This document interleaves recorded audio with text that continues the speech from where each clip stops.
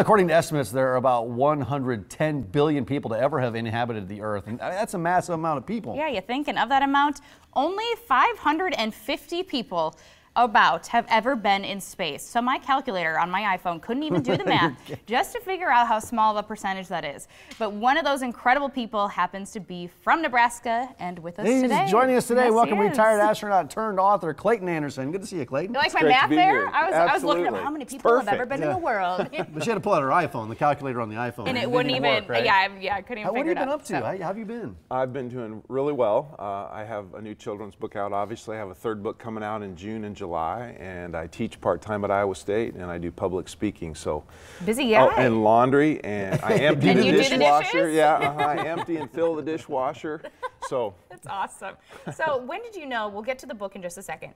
But at what point in your life did you know that you wanted to be an astronaut? So there's two answers to that question. My recollection, I was 9. My parents got my brother and sister and I up on Christmas Eve in 1968 to watch the Apollo 8 guys go behind the moon. Yeah. But my mother would tell you that I was 6. And that we would discuss it, that I was going to become an astronaut. And I dressed up in a tinfoil suit when I was 6 to march in a parade in Ashland for my costume. Yeah. So you're from Ashland? Yes, Ashland, Nebraska. So it was meant to be. I mean, when you take it back to 6 years old and you're dressing up like an astronaut, it was meant to be. So then you do this. I kind of wanted to be an astronaut too, but I was never smart enough. Most kids wanted to be an astronaut. And there you are as a youngster, right? Did when those dreams were forming. That's adorable. Sporting the bow tie. That is you need to bring that back. You need to bring that back. And then so you go through, and there you are in your gear, but that journey to get to outer space, what was that like? And did you ever actually think you would make it there? Well, it took a long time, and I applied to be an astronaut 15 times, which is supposedly a record.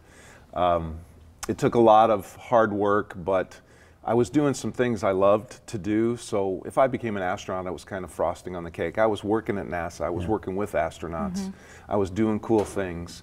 So the fact that I ultimately got selected, why me? I don't know. And so you applied 15, so you were rejected 14 times? Yeah, pretty much. Wow, and you kept going after it. Just keep going after it. So how many times did you get to space? Twice. Twice. And what was the most fascinating experience you ever had?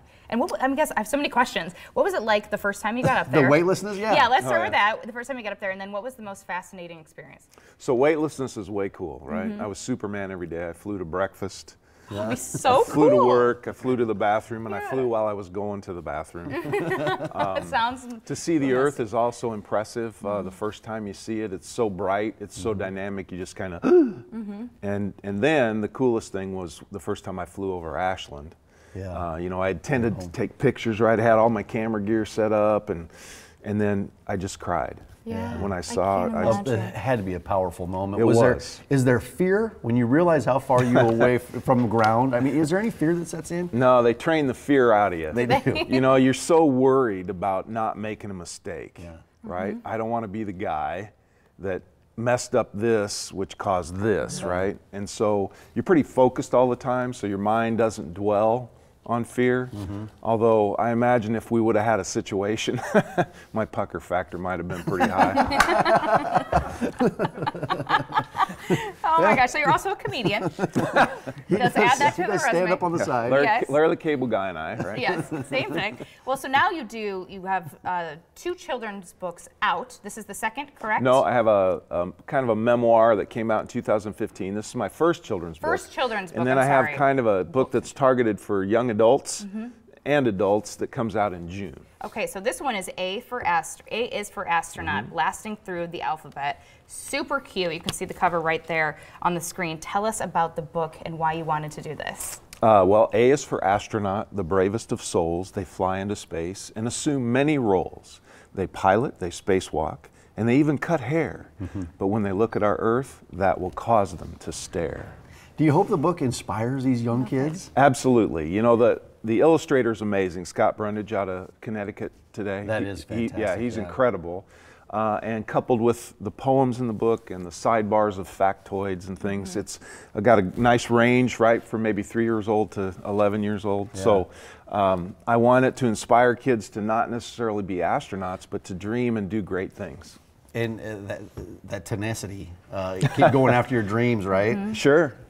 Now, I'm kind of a kid myself, so I always have to look at the K first. Yeah, okay. So we can pull up some other, For some Kelly? other pages. For Kelly. I always still do that. Do you ever do that? K is for Kelly was the second choice. It was. Yeah. I know. I heard that. But so we're talking about JFK here. Let's just show some of these pages. Beautiful artwork. Mm-hmm. How long did it take you to put this together, to write the story? Well, for me, it took me each letter has a poem, and then each letter has a sidebar of facts. It took me about a week to write the poems for all 26 letters. I mean, That's pretty good. It just came out of me like, wow. It was pretty amazing. Were you a writer prior? I mean, just no. Yeah. Not prior. But I used to write limericks in high school. Yeah. Mm-hmm. So, and then the sidebars, I wanted to make sure it was factually correct, but easy for kids to understand. Yeah. So that took a little more time, but the whole book took me about a couple weeks to write. Gotcha. You're going to be around. You're doing some book signings while you're back. You're living in Houston now, but while Yes, you're sir. back, you do some book signings. And A is for Astronaut tonight at the Bookworm, right there off 90th and Center. What time is that? 6 o'clock is when I'll start, and then I go till we're done. Till everybody gets signed. And you're going to sign ours this morning, correct? Absolutely, I'm going to sign yours this Absolutely. morning. Thank you so much for these. I really appreciate it. I'm excited to read the whole thing. Yeah, My it's always pleasure. good having you back. Yeah, Thanks. you're You gotta catch welcome up. back anytime. Well, thank you. It's an honor to be here. and do you're- those dishes. Get the dishes done. And then your son also plays football at Iowa State, right? Yes, he's a tight end. The spring game is next weekend, so I need to talk to your weather guy about changing that weather forecast. that's pretty He nasty. makes the Ames. call. He Yeah. makes decisions. I harass him all the time, so let's talk to him. Yeah. It's like I don't need cold anymore. No, Ryan. we're done with that. Thanks, Clay. Good to Thank see you you. again. My pleasure. Well, the March of